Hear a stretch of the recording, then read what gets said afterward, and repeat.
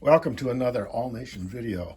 Today I want to talk about the roof that we do for the C&LE freight box car for the traction modelers here. And I want to talk about the roof. This is a solid piece of 3D printed ABS plastic.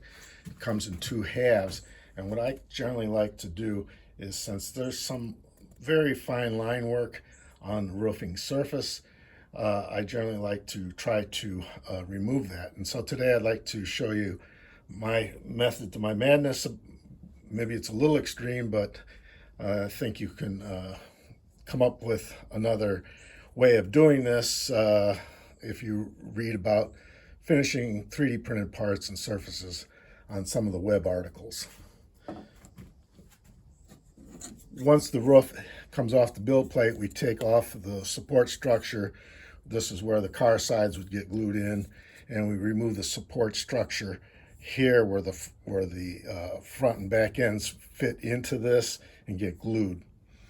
So what I typically will do is take a piece of sandpaper and start bringing and sanding it smooth, bringing the line works. And I like the line work because it gives me a reference point as to how far I go to smooth it.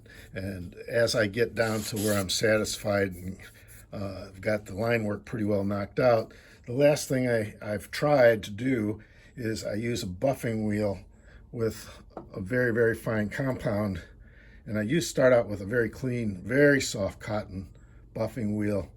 And I think that's what jewelers probably use to get that final shine on a lot of their equipments. But when you do this, you got to go about it real easy. You don't want to heat up the piece, but you do want to let the compound work and take your line work out. And this is the way I go about doing it. Just a light touch, and I watch and see how my line works are coming out.